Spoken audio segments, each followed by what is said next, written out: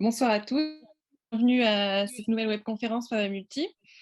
Donc, le thème d'aujourd'hui, c'est l'aspect psychologique, enfin plutôt les aspects psychologiques de la maladie de Randy-Osler. Et c'est Sylvie Fondrinois, qui est psychologue clinicienne au centre de référence de la maladie de Randy-Osler à Lyon, qui va présenter.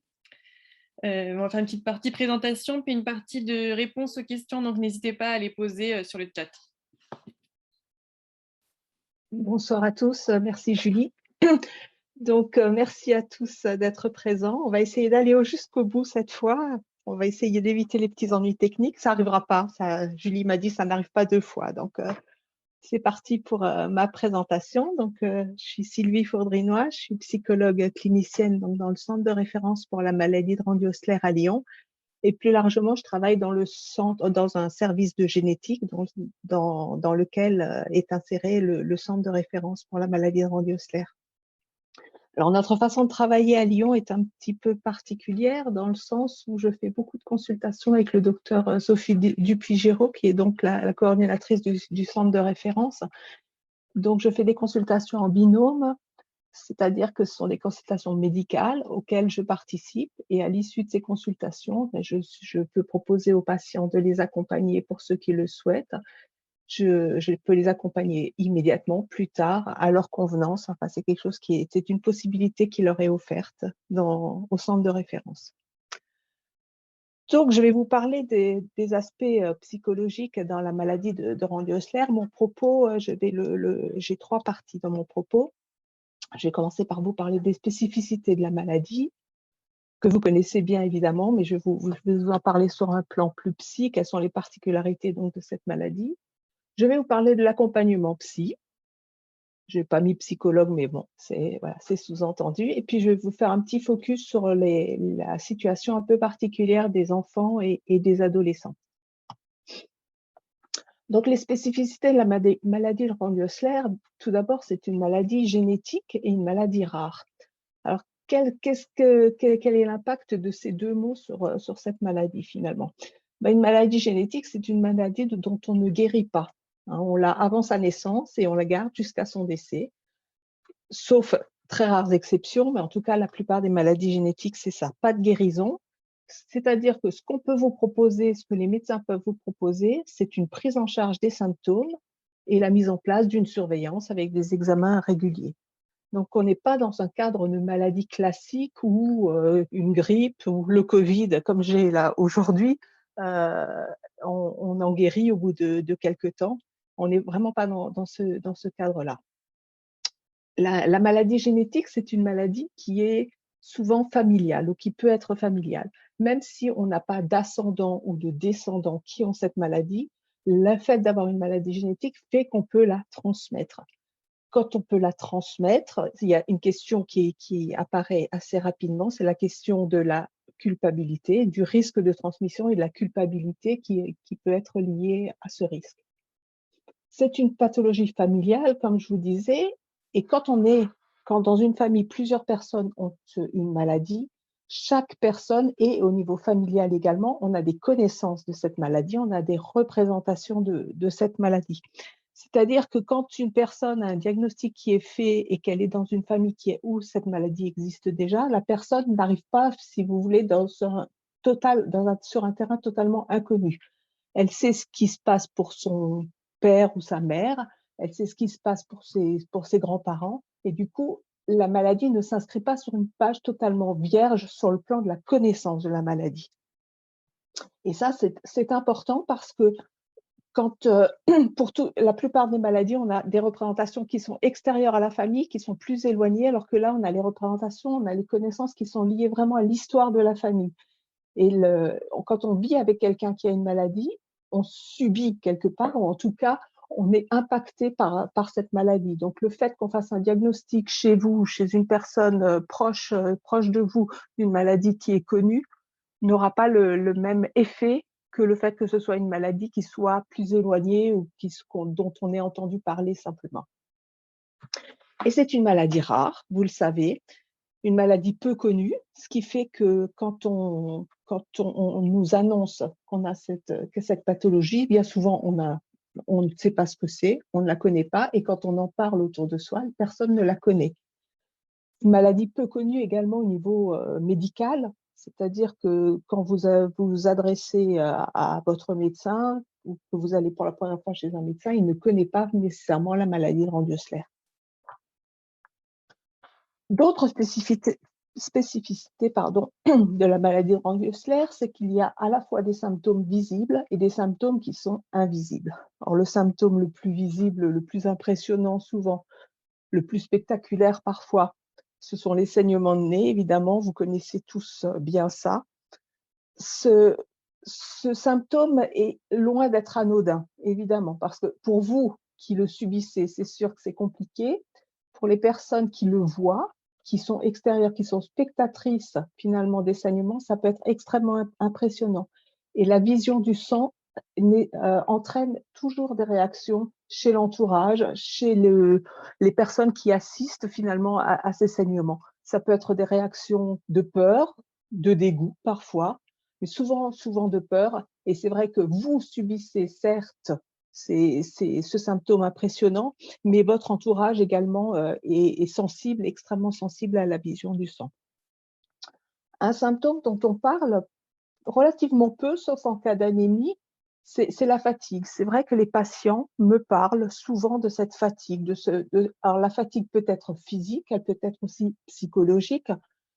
En avoir un peu marre de saigner du nez, en avoir marre d'avoir toujours des mouchoirs dans sa poche, en avoir marre de devoir limiter ses activités. Donc c'est un symptôme finalement, cette fatigue qu'on dit on dit souvent que la fatigue c'est pas très représentatif ou c'est pas quand on pense maladie de Ranvier-Slers, on pense pas en premier lieu à la fatigue. Et pourtant la fatigue est un symptôme qui est vraiment dans les consultations que je fais est vraiment décrit très régulièrement. Une autre particularité, c'est l'absence de handicap visible. Une personne qui est en fauteuil roulant, évidemment, on se rend compte immédiatement qu'elle est malade.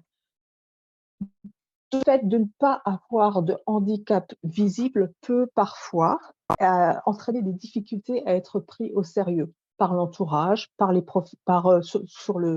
amis parfois, dans le milieu professionnel, ça peut être compliqué. Je mettrai une petite nuance toutefois parce qu'il y a certes parfois une difficulté à être pris au sérieux, mais parfois aussi ça peut être finalement pas si mal que ça ne se voit pas, dans le sens où on n'a pas forcément et bien souvent pas envie d'être réduit ou d'être uniquement limité à cette maladie. On est une personne avant tout et on n'est pas un malade. Donc le fait que ce soit une maladie ou que les symptômes ne soient pas visibles, parfois, ça peut être un avantage ou en tout cas, ça n'est pas que un inconvénient. L'impact de la maladie de Ranvier-Slers est extrêmement important sur la qualité de vie. Vous savez sans doute, enfin pour certains qu'à Lyon, on est extrêmement sensible à la question de la qualité de vie. On a élaboré avec tous les centres de compétences un questionnaire pour évaluer et mesurer très précisément la qualité de vie dans la maladie de Ranvier-Slers. Et on s'est rendu compte que ce qui était le plus important pour vous, l'impact le plus important de la maladie, c'était certes les saignements, mais c'était aussi la limitation des activités, l'imprévisibilité des saignements. Tout ça, ça impacte énormément votre qualité de vie et ça vous impacte au quotidien. Et ça a un effet sur, évidemment, votre psychologie, sur votre morale. Autre spécificité de la maladie de Ranvier-Slers, c'est l'évolutivité possible des symptômes. Au-delà de l'évolutivité, c'est l'incertitude de l'évolution. Entre deux personnes, même d'une même famille, vous voyez bien que l'évolution est différente. Certes, il y a une question de prise en charge et une personne qui aura été prise en charge sur le plan médical plus tôt dans sa vie, on peut penser, espérer que l'évolution sera moins compliquée. Mais même entre deux personnes qui ont eu la même prise en charge, on voit bien que l'évolution est très différente. Et non seulement elle est différente, mais en plus, on ne peut pas prévoir. C'est-à-dire que le médecin, à aucun moment, ne pourra vous dire ce qu'il va en être pour vous. Vous voyez un exemple assez simple au niveau des saignements de nez. Souvent, les patients décrivent des saignements qui sont par période. Il y a des moments où ils sont moindres et des moments où ils sont vraiment importants. et vous n'avez aucun moyen et les médecins n'ont pas de possibilité de vous dire ce qu'il en sera pour les semaines et les mois et les années à venir.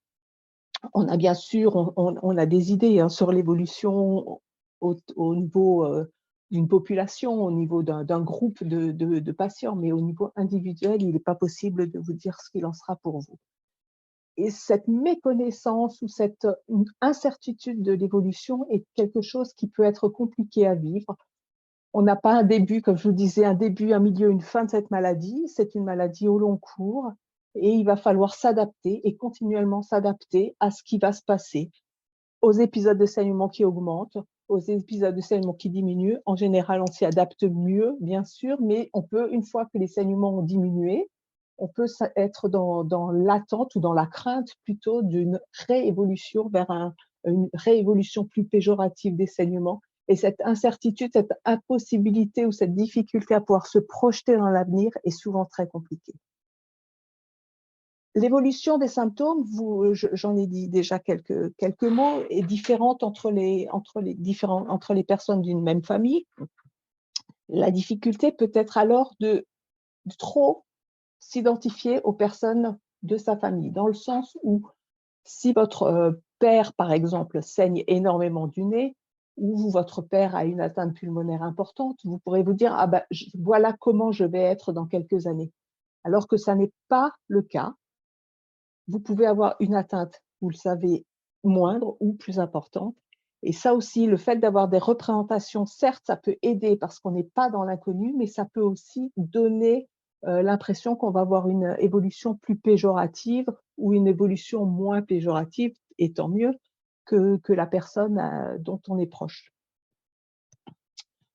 Donc, toutes ces particularités ou ces spécificités de la maladie de Rendy-Osler, finalement, on ne les retrouve pas nécessairement dans les pathologies non génétiques et non rares, mais c'est vrai qu'au niveau des pathologies génétiques et rares, c'est souvent des caractéristiques que l'on retrouve.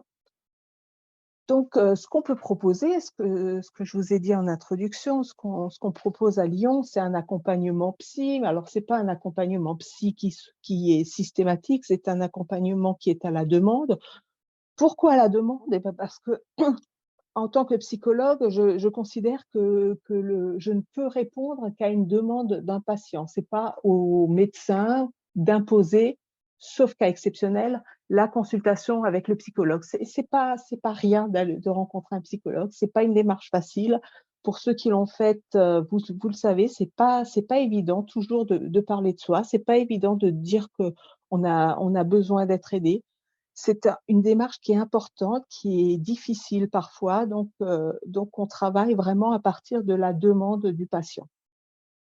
Alors, à quel moment, finalement, un accompagnement psy pourrait être plus utile, plus nécessaire, plus opportun? Pour ma part, il y a plusieurs moments qui me semblent importants. Pardon, excusez-moi. Il y a plusieurs moments qui me semblent importants ou des moments qui me semblent peut-être un petit peu plus sensibles pour les patients et où un accompagnement pourrait être, sinon nécessaire, du moins plus utile, je dirais.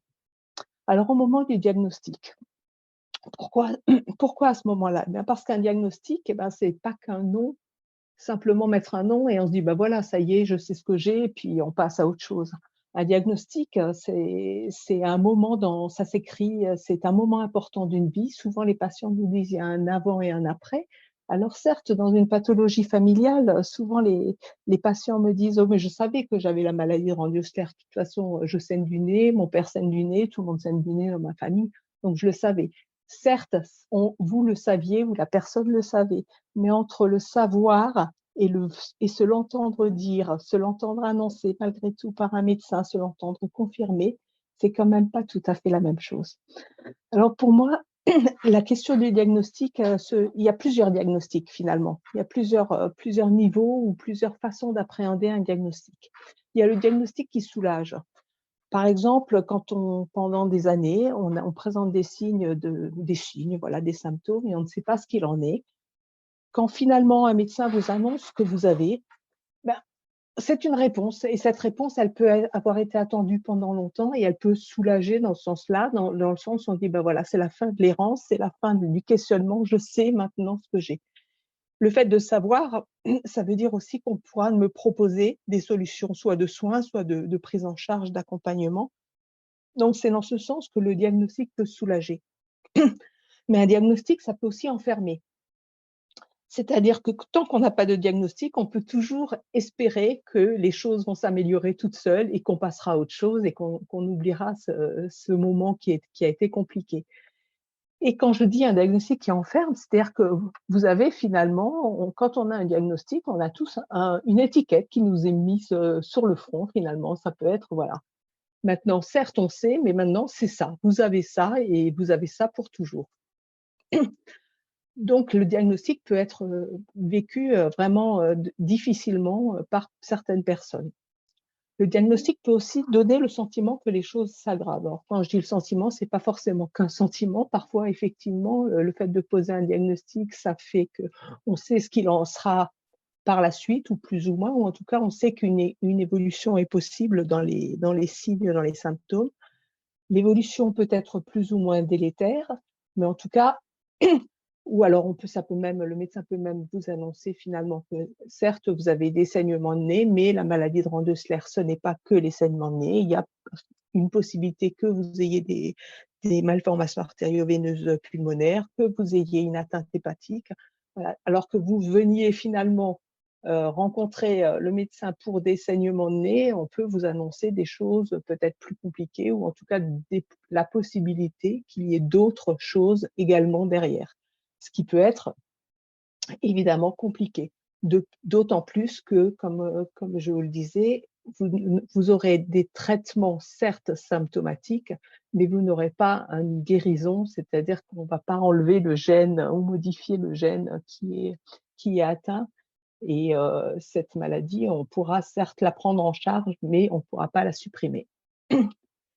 Et parfois, le diagnostic ne répond que partiellement, dans le sens où un diagnostic, on a coutume de dire qu'un diagnostic, ce n'est pas un pronostic. Un diagnostic explique ce qu'il s'est passé, mais il n'explique pas ce qui va se passer, ou alors il explique de manière partielle seulement ce qui va se passer. Et l'expression, comme vous le savez, l'expression de la maladie est variable entre deux personnes, même d'une même famille. Chacun aura des signes qui pourront être plus ou moins importants, plus ou moins sévères, plus ou moins marqués. Et ça aussi, ça fait que finalement, ce diagnostic, il peut paraître incomplet, même s'il répond en partie, il ne répond pas à tout. Donc, c'est ce que je vous disais, le diagnostic, ça apporte quelques réponses, le pourquoi les signes sont là, mais ça apporte aussi de nouvelles questions. Comment vais-je évoluer? Qu'est-ce qui va se passer pour moi?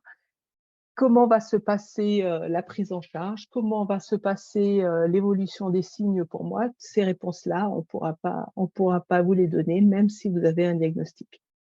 Donc, cette incertitude, finalement, c'est ça qui est parfois, pour certaines personnes, bien compliqué à vivre.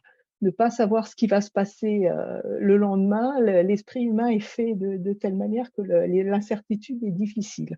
On a besoin de savoir, c'est rassurant de savoir où on va, c'est rassurant de savoir comment les lendemains seront faits, c'est rassurant de se dire qu'on peut organiser des vacances ou organiser un voyage et qu'on ne saignera pas du nez parce qu'il n'y aura pas de soucis dans l'avion, tout ira bien, que là-bas tout ira bien et qu'on passera de très bonnes vacances. C'est rassurant de se dire qu'on ne saignera pas plus du nez parce qu'on est à la mer ou parce qu'on est à la montagne, c'est rassurant de savoir. Et finalement, cette incertitude, elle est loin d'être rassurante. Et les effets de l'annonce, donc l'annonce de ce diagnostic, qui sont toujours singuliers. C'est-à-dire que pour une personne chez qui le diagnostic est fait, par exemple à l'adolescence, le diagnostic n'aura pas le même effet que pour une personne qui aura attendu longtemps un diagnostic, pour une personne qui aura déjà fait sa vie, entre guillemets, ou pour une personne qui sera à un moment où finalement elle doit prendre des décisions importantes pour son avenir. Un diagnostic, il intervient toujours à un moment particulier pour la personne. Il s'inscrit dans l'histoire de la personne à un moment très particulier. Et on peut pas dire que les effets de l'annonce, l'effet de l'annonce de ce diagnostic seront les mêmes, quelles que soient les personnes. Vraiment, c'est toujours singulier. Ça dépendra d'histoire familiale, comme je le disais. Dans une famille où finalement les signes ou les personnes qui présentent une maladie grandiocelaire vont bien, l'annonce de ce diagnostic passera sans doute plus simplement, sera moins anxiogène que dans une famille où une personne a dû avoir, par exemple, une greffe hépatique. C'est sûr que les projections dans l'avenir, les projections, voilà, de l'identification et les projections dans l'avenir seront pas du tout les mêmes que quand dans la famille, les signes sont très limités ou que les images, les représentations qu'on a de la maladie font que c'est une maladie qui est finalement pas si grave. Par exemple, je vous disais tout à l'heure, les patients qui peuvent dire chez nous, on saigne, finalement, saigner du nez, certes, c'est embêtant, effectivement, c'est très gênant parfois, mais c'est presque la norme dans certaines familles. Et donc, ça dépend aussi, donc, comme je disais, de l'histoire personnelle, selon ce que les patients ont vécu, comment ils ont vécu, quelles sont leurs relations avec le milieu médical, quelle est leur relation, quelles sont leurs ambitions dans la vie, dans le sens où, vers quel métier ils se projettent. C'est sûr qu'un jeune à qui on annonce qu'il a une maladie grandiocelaire alors qu'il souhaite devenir pompier professionnel, on sait que ça peut être compliqué, les carrières militaires peuvent être très compliquées pour les patients. Une personne qui est en relation, qui veut faire un métier en relation avec le public et qui voit que dans sa famille on saigne beaucoup du nez, bah, se dira que ça va peut-être être compliqué de pouvoir poursuivre dans ce choix professionnel. Donc, toujours, quelle que soit la personne, finalement, cette annonce, ce diagnostic de maladie de Randle-Schler, il aura un impact, toujours un impact, mais toujours un impact singulier en fonction du moment, du contexte où est fait l'annonce, en fonction de l'histoire de la famille, en fonction de l'histoire personnelle de ce patient, parce qu'une annonce, un diagnostic, il arrive jamais sur une page blanche, c'est toujours dans une histoire de vie. Et c'est pour ça que l'impact va être différent selon les personnes. Je souligne l'importance des consultations de suivi parce que quand on a une annonce d'une pathologie, ça peut très bien se passer le jour de l'annonce, et tant mieux, mais c'est dans la suite que ça peut être plus compliqué. Finalement, dans les suites des annonces, on peut se rendre compte que on dort moins bien, on n'a pas trop envie de se marrer, on se sent plutôt triste, il y a des moments où on est très inquiet, voilà. Donc, les consultations de suivi, que ce soit dans le centre de référence ou dans les centres de compétences ou chez les médecins spécialisés, sont vraiment des moments où on peut reprendre tout ça et on peut réaborder cette question, certes du diagnostic, mais aussi de ce que ça nous fait vivre, de ce que ça vous fait vivre, ce diagnostic. Parce que c'est vous qui savez ce que ça vous fait vivre et c'est important que vous puissiez aussi en parler aux médecins à ce moment-là. L'accompagnement psy, c'est pas, il n'y a pas qu'au moment du diagnostic que ça me semble important. Ça me semble également important à certaines étapes de la vie. À l'adolescence, principalement pour les jeunes qui ont été diagnostiqués dans l'enfance, mais on y reviendra dans quelques minutes.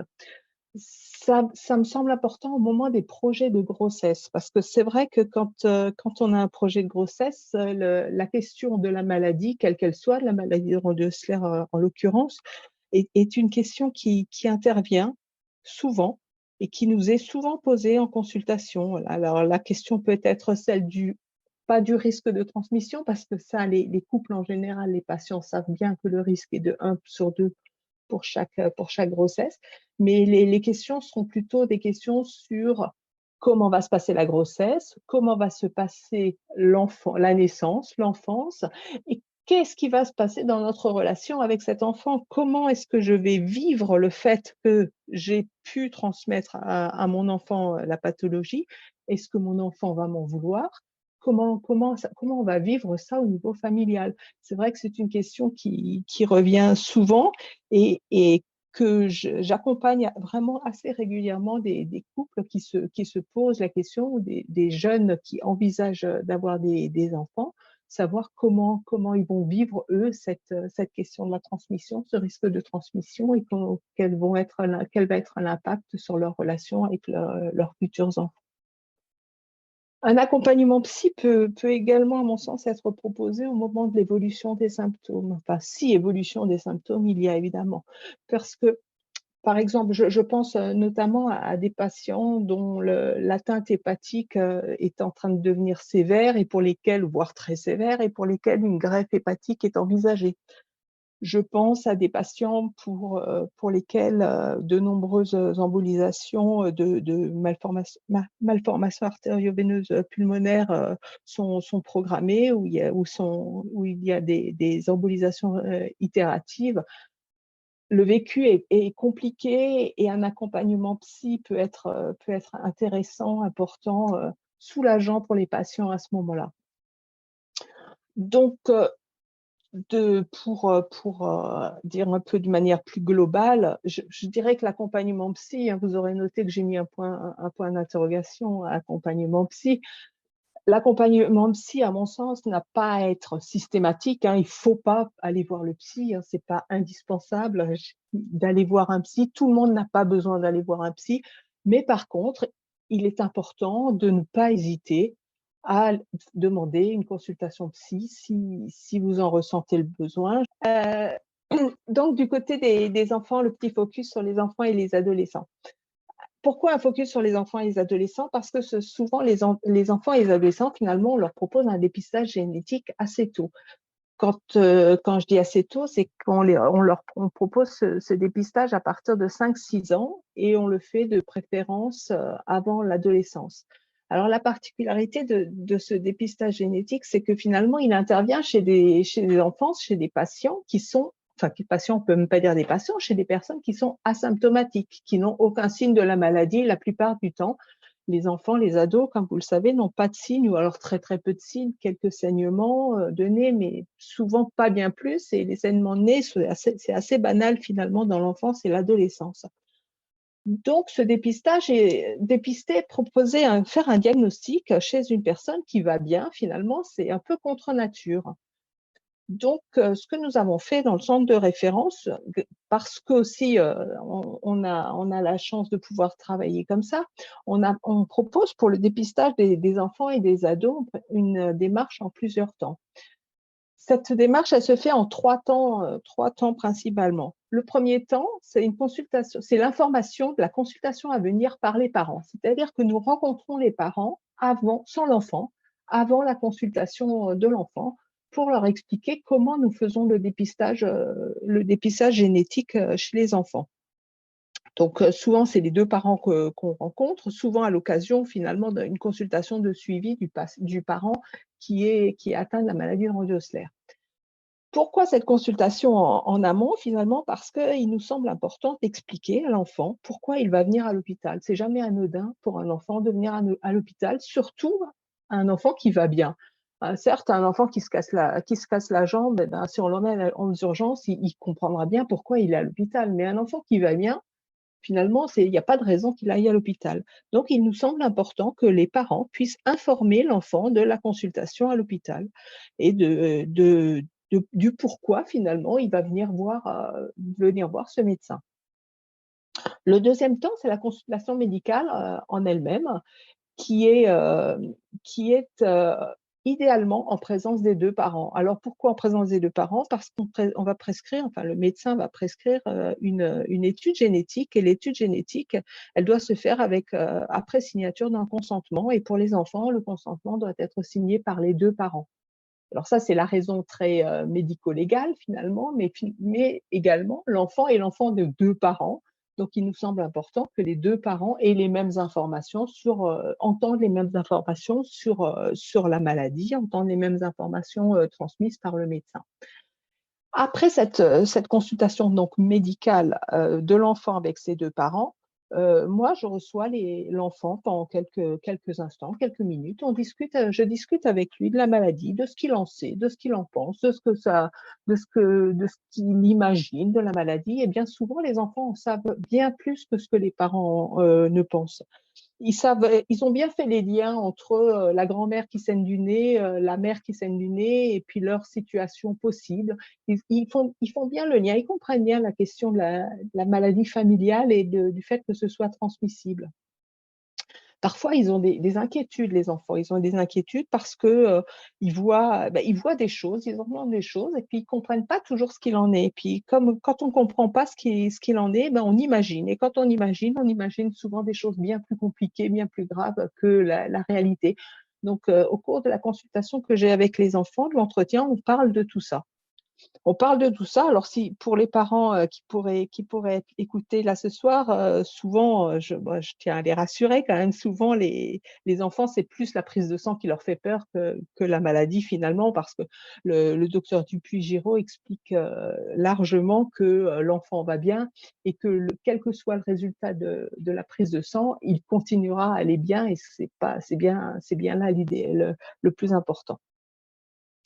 Et donc, le troisième temps, ça sera la consultation de rendu du résultat, là encore en présence des deux parents et de l'enfant, parce que l'enfant, c'est lui qui a eu la prise de sang, il est indispensable qu'il ait le résultat de cette prise de sang, évidemment. En présence des deux parents, là aussi, idéalement, hein, il y a bien la réalité, après on fait comme on peut, hein, mais idéalement, ça se fait, la démarche de diagnostic de prélèvement génétique se fait en 3 temps, donc à Lyon. Et effectivement, je revois les enfants à l'issue de cette consultation, de cette annonce de résultats, pour reprendre avec eux ce qu'ils ont compris, s'ils ont des questions, voilà.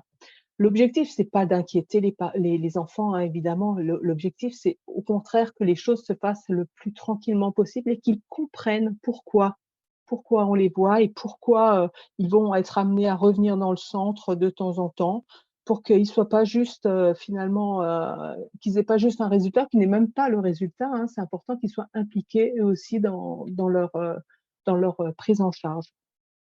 Slide suivante, s'il te plaît. Alors, évidemment, quand on fait un diagnostic très tôt chez les enfants, c'est comme je disais, à partir de 5-6 ans, ce diagnostic qui peut être repris à l'adolescence. Et ça me semble extrêmement important dans ces cas-là que ce soit repris à l'adolescence. Alors pourquoi l'adolescence? Bon, l'adolescence, vous le savez, c'est une période très très particulière, hein. Françoise Dolto parlait du complexe du homard, hein. L'adolescence, c'est un peu un homard qui perd finalement sa carapace, qui est devenue trop petite, et puis qui doit en fabriquer une autre, mais en attendant, il se retrouve un peu tout nu et tout fragile.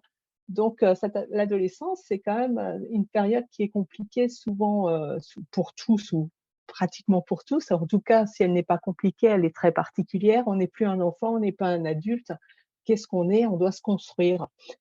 On doit se construire soi, mais tout change à l'adolescence. Les relations amicales, amoureuses, familiales, la santé, l'avenir. L'adolescence, c'est avant tout une période de beaucoup, beaucoup, beaucoup de questions.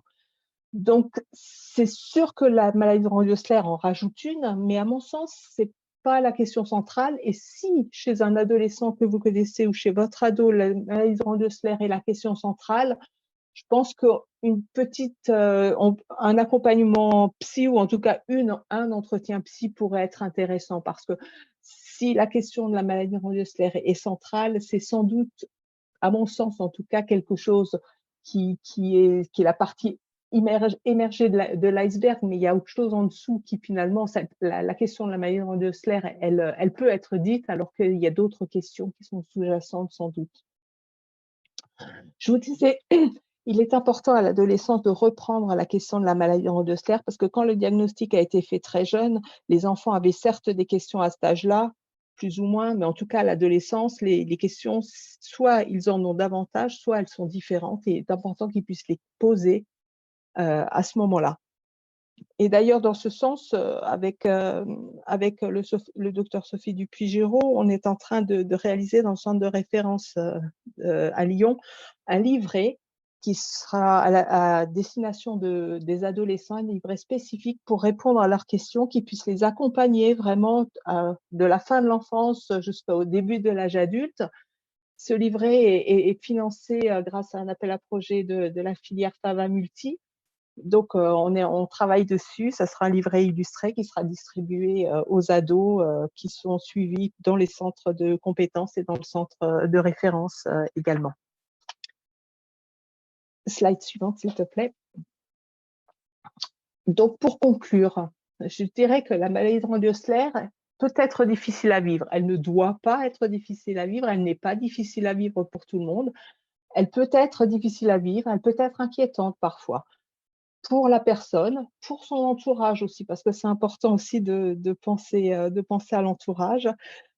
Donc, elle peut être compliquée à vivre, mais c'est avant tout une question personnelle, une question individuelle. C'est toujours une histoire personnelle, c'est toujours une histoire de famille, c'est toujours un contexte.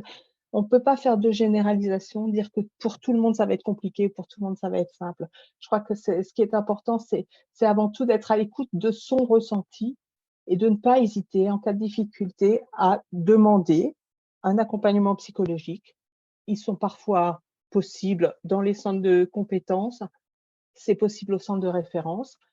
Ils sont possibles aussi auprès des psychologues de la filière FAVA-Multi. Je vous ai mis l'adresse mail et puis le numéro de téléphone. Donc, ça peut être aussi une possibilité. Et puis, ça peut être possible également en libéral. Alors après, c'est vrai qu'en libéral, il y a la question financière qui peut se poser.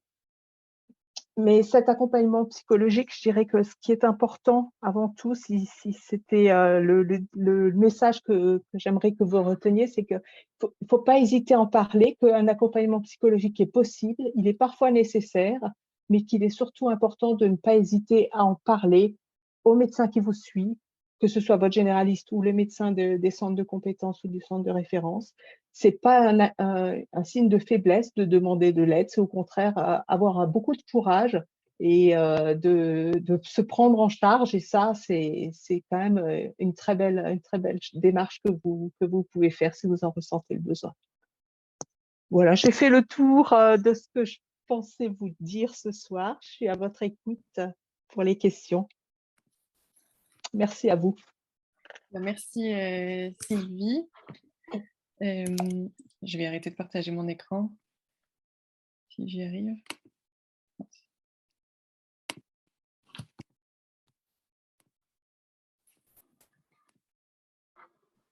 Je crois que tu viens de répondre à la toute première question qu'on avait eue, qui était comment peut-on être prise en charge? Donc, oui, dans les centres de compétences, il n'y a pas systématiquement de psychologues, hein, mais par contre, je sais que dans certains, il y a des psychologues. Je sais que à Montpellier, par exemple, il y a une psychologue qui travaille depuis quelque temps avec le docteur Sophie Rivière. Faut pas hésiter à solliciter. Finalement, dans les services hospitaliers, il y a des psychologues et les centres de compétences sont dans des services hospitaliers. Alors, certes, les psychologues ne sont pas forcément dédiés à la maladie de Rand-Osler, mais je pense que en sollicitant les médecins, vous devez pouvoir avoir des correspondants, des psychologues correspondants, et sinon demander à la psychologue de la filière qui pourra vous adresser à des psychologues qui connaissent les maladies, alors soit génétiques, soit les maladies. C'est un peu particulier souvent de rencontrer des psychologues. Enfin, ça peut être plus compliqué ou sembler plus compliqué de rencontrer des psychologues qui n'ont pas une connaissance des maladies, ce qu'on appelle somatiques. Mais les psychologues de la filière pourront vous orienter sans problème. Moi-même, je pourrais vous orienter si vous le souhaitez. Oui, pour juste redire un petit mot sur la psychologue de la filière. Effectivement, il y a une ligne téléphonique qui a été mise en place par la filière. Vous pouvez soit l'appeler par téléphone au numéro qui a été donné par Sylvie, soit par mail. Et ce sera soit, donc, suivant ce que vous avez besoin, de l'écoute téléphonique ou de l'orientation en fonction de vos besoins. Sylvie a mis les contacts, mais je vous remets pour ceux qui sont connectés, le lien dans le chat de notre site internet si vous voulez les retrouver plus tard. Oui, elle a un annuaire assez complet, donc il ne faut pas hésiter à la solliciter. Alors, je vois quelle prise en charge, remboursement Sécu. Alors ça, c'est une grande histoire. Je ne voudrais pas faire de politique, mais prise en charge, pour l'instant, il n'y a pas de prise en charge. C'est un peu compliqué. Alors, il y a des annonces de prise en charge, de remboursement des consultations de psychologues, mais c'est pas pour tous les patients. Il faut rentrer dans certaines cases. C'est très limité en nombre de séances. Enfin bon, c'est une question un peu politique pour le moment. Pour ce qui est, sinon, il y a des prises en charge qui sont possibles dans les centres médico-psychologiques. Alors souvent, il y a des listes d'attente qui sont assez longues, mais c'est une possibilité, donc sans prise en charge financière de la part des patients, ce qui est extrêmement important, effectivement. J'avais reçu des questions sur comment gérer l'appréhension du saignement de nez quand on se déplace à l'extérieur et, et l'anxiété qui va avec. Alors, plus on est anxieux, plus ça fait monter la tension. Plus ça fait monter la tension, plus il y a des risques de saignement. Donc, mais oh, déjà, ce qui est important, c'est d'avoir les moyens, ce que vous avez tous, hein, j'en doute pas, d'avoir des mouchoirs plein vos poches. Ça, c'est sûr. C'est la première chose. Ça, c'est pour pallier le saignement, certes. Mais il y a des petits moyens qui finalement sont plutôt intéressants, des petites méthodes de relaxation qui, utilisées au quotidien, alors c'est important au quotidien, permettent de se tranquilliser assez rapidement. Quand je dis utiliser au quotidien, c'est-à-dire que quand on a une anxiété très importante qui monte, il est difficile à ce moment-là de mettre en place une petite technique de relaxation ou de respiration ou de voilà. Dans le rush, dans le moment où c'est le moment de stress important, c'est plus compliqué d'appliquer quelque chose qu'on n'a pas appliqué finalement au quotidien, qu'on ne connaît pas, une méthode qu'on ne connaît pas. Donc, je vous encouragerais, par exemple, il y a la cohérence cardiaque qui est une solution qui est plutôt intéressante, hein. Il y a des petites applications gratuites, hein, c'est important. Il y a des applications gratuites qui vous permettent de respirer de manière synchronisée avec, il y a sur votre application, sur votre téléphone, il y a un petit rond qui grandit, qui diminue. Vous inspirez, vous expirez en suivant bien ce petit point qui grossit.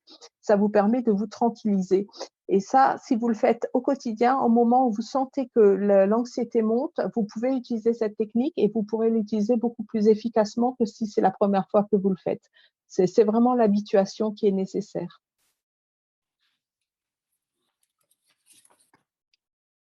J'avais reçu d'autres questions, mais n'hésitez pas à les poser, hein, sur le chat si vous en avez. C'était, est-ce que vous pensez que le traitement par hypnose est efficace et que conseillez-vous pour maîtriser le stress? Alors, l'hypnose, comme la relaxation, comme la sophrologie, comme la cohérence cardiaque, comme, je ne sais pas, enfin, tout ça, ce sont des méthodes, ce sont des outils. Il n'y a pas un outil qui est meilleur que les autres. Ce qui est important, c'est de trouver l'outil qui vous convienne à vous, la méthode qui vous convienne à vous. L'hypnose peut être très, très efficace pour certaines personnes et pas du tout pour d'autres. C'est pas parce que c'est une bonne ou une mauvaise méthode, c'est vraiment qu'il faut que ça vous parle à vous, il faut que ça vous corresponde à vous. C'est un peu comme quand on va voir un psy. Parfois, il y a les patients qui me disent, ah bah, moi, le psy, ça marche pas. Le psy, c'est une question de rencontre. Et ben, les techniques de relaxation, de gestion du stress, c'est la même chose, c'est une rencontre. Alors, une rencontre avec une technique, une rencontre avec un thérapeute. Et c'est plus la rencontre, c'est plus dans la rencontre, que les choses se passent, plus que dans la technique elle-même. Je pense qu'il faut être, si vous pouvez utiliser l'hypnose, si l'hypnose vous convient, vous pouvez utiliser une autre technique si une autre technique vous convient. Il ne va pas y avoir une technique pour tout le monde. Simplement, j'attirerai votre attention sur l'importance, en tout cas à mon sens, que ces techniques vous soient apportées par des professionnels et pas par des pseudo-professionnels. Ça me semble extrêmement important. Alors, je vais prêcher pour ma paroisse, hein, mais un psychologue qui est hypnothérapeute aura, à mon sens, sera plus sérieux, à mon sens, qu'un hypnothérapeute qui n'a pas de formation. Ce qui me semble important, comme je disais, c'est plus la rencontre. Et ce qui est important, c'est que tous ces outils, toutes ces techniques ne sont que des outils et des techniques. Il faut que le thérapeute qui vous accompagne puisse vous prendre en charge, vous accompagner avec en plus une technique, mais en dehors de cette technique, qui puisse vous accompagner aussi. À mon sens, c'est le plus important.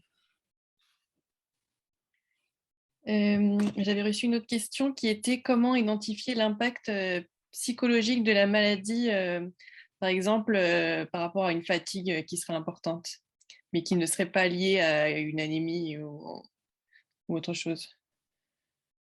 Alors, comment évaluer l'impact?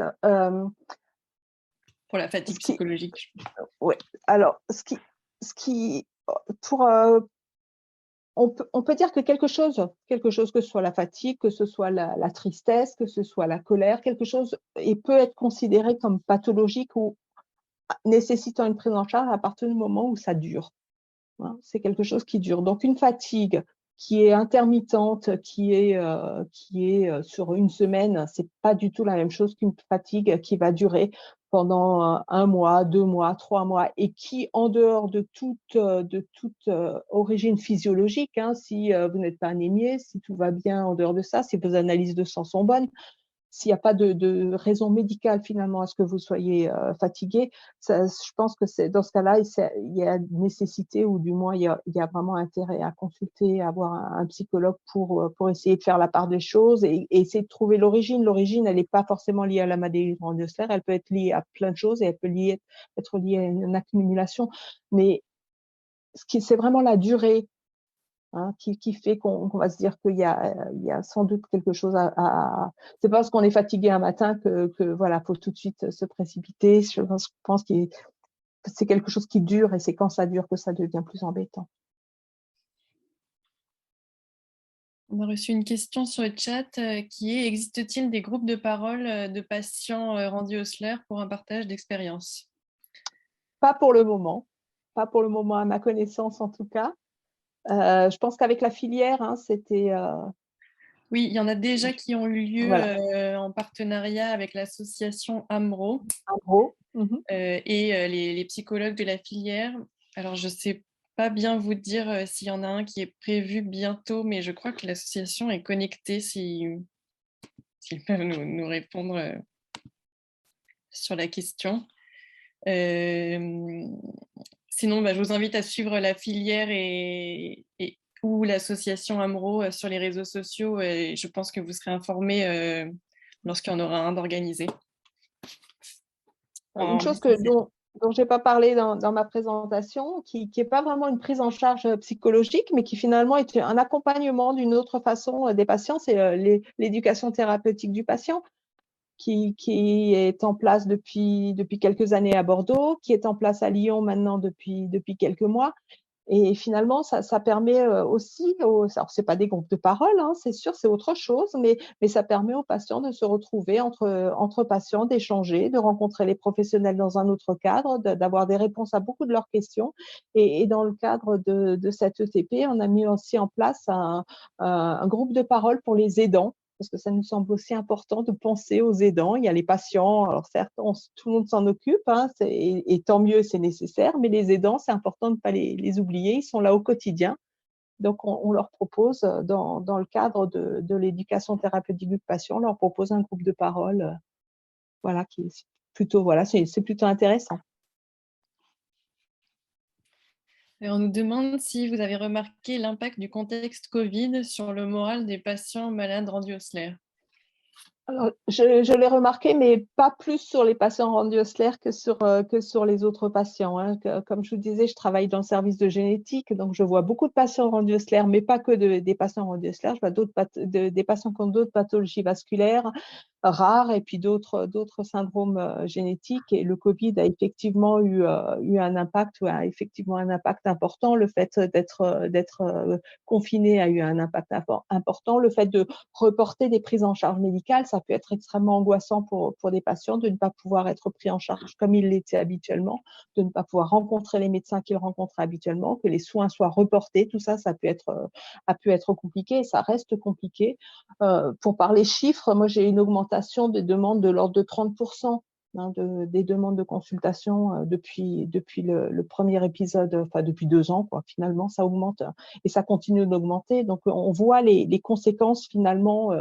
c'est pas que des conséquences sur le moment des confinements et puis du Covid, c'est aussi des conséquences à plus long terme parce que les patients ont été isolés, parce que les patients ont été inquiets. C'est une période qui est anxiogène et cette anxiété se rajoute finalement à l'anxiété due à la maladie, à l'anxiété qu'on peut avoir tout un chacun face à l'avenir. Hein, donc ça se rajoute, oui. On a eu une question pour savoir si la personne, si vous connaîtriez une psychologue qui connaisse bien la maladie de Randy-Osler dans le 63. Mais peut-être qu'on peut plutôt... Alors, je connais des psychologues de l'hôpital à Clermont-Ferrand. Sinon, il faudrait peut-être soit demander au docteur Vincent Grosbeau, hein, qui est le référent Randy Osler à l'hôpital à Clermont. Sinon, envoyez-moi un mail et puis je regarderai ou vous voyez avec la psychologue de la filière. On avait reçu aussi une autre question qui était des membres de ma famille sont morts de la maladie de Randy Osler et j'ai du mal à envisager l'avenir. Vers qui me tourner? Psychologue? Oui, ça me semble important de pouvoir parler effectivement du vécu familial. Hein. Ce que je vous disais en parlant des représentations familiales, le vécu familial, quand on est dans ça peut être rassurant d'avoir des personnes autour de soi qui ont la même maladie parce qu'on peut partager des petits trucs, des astuces, comment finalement limiter les saignements de nez, comment s'organiser. Mais ça peut être extrêmement inquiétant aussi, surtout quand l'histoire familiale était plutôt douloureuse. Et du coup, pour pas rester finalement dans ces idées que c'est compliqué, de pouvoir prendre un peu des distances, pouvoir différencier finalement, pas s'identifier totalement aux autres membres de sa famille, parce que chacun va vivre la maladie différemment, non seulement sur le plan psychologique, mais aussi sur le plan médical. Il est important de pouvoir en parler et c'est des sujets qui se traitent bien. Hein, c'est pas désespéré, votre cas n'est pas désespéré, vous pouvez en parler et ça vous permettra de vous détacher un petit peu finalement de cette prédiction qui est lourde, hein, en tout cas de cette sensation d'une prédiction d'un avenir compliqué. On avait aussi demandé comment expliquer à un hypocondriaque qu'il est porteur mais pas forcément malade. Alors un hypocondriaque, si on lui explique d'une manière, comment dire, quand on est hypocondriaque, on n'est pas au niveau de la réflexion. En tout cas, on peut avoir, sur le plan de la réflexion, on peut tout à fait comprendre les choses, mais on les vit différemment. Hein, c'est plus le ressenti qui est compliqué. Donc, employer des mots simples, ne pas rajouter des choses, ça va être compliqué, bien sûr. Bien sûr, ça va être compliqué. Le discours médical me semble important. C'est-à-dire que le discours médical va être un discours objectif, aussi objectif que possible. Les signes sont présents, les signes ne sont pas présents. S'ils ne sont pas présents, la personne va pouvoir l'entendre. Après, si elle le vit différemment, je pense que c'est qu'elle a une histoire de vie qui fait qu'elle prend les choses différemment. Donc, on pourra lui expliquer 10 fois, 20 fois, 30 fois, tant qu'on restera sur le plan de la réflexion pure, ça risque de ne pas passer dans le sens où la personne l'aura compris intellectuellement sans aucun doute, mais affectivement, ça ne sera pas quelque chose, un discours qu'elle pourra entendre. Donc, il me semble que là encore, un accompagnement psy pourrait être intéressant pour reprendre les choses et essayer de voir ce qui fait qu'il y a une inquiétude extrêmement importante par rapport à la santé. C'est au-delà de la maladie de Randy-Osler. On a reçu quelques questions encore. Pourquoi tous les membres de ma famille partent au même âge, 71 ans? Mais je ne suis pas sûre qu'il y ait de réponse. Le hasard? Ça me fait penser aux patients qui ont l'idée que dans la famille, que finalement la maladie de Randy-Osler peut ne toucher que les femmes. Voilà, c'est une idée qui peut y avoir. Dans cette famille, c'est sans doute vrai. Maintenant, au niveau de la population, ça va pas être vrai. Là, il se trouve que dans votre famille, les personnes décèdent à 71 ans. C'est pas un âge limite, c'est pas un âge de péremption. Hein, quand on a la maladie de Randy-Osler, il n'y a pas d'obsolescence programmée. on sait maintenant que la durée de vie de la maladie de Rendieusselaer est la même que dans la population générale. C'est le hasard. C'est le hasard. C'est vrai que c'est troublant. C'est vrai que quand on voit ça, ça peut être inquiétant parce qu'on se dit, bah voilà, moi à 71 ans, je sais ce qui va m'arriver. Mais c'est le hasard. Alors, je crois qu'on a répondu à toutes les questions du chat. En tout cas, celle sur la psychologie. Je ne sais pas si quelqu'un veut en poser une dernière.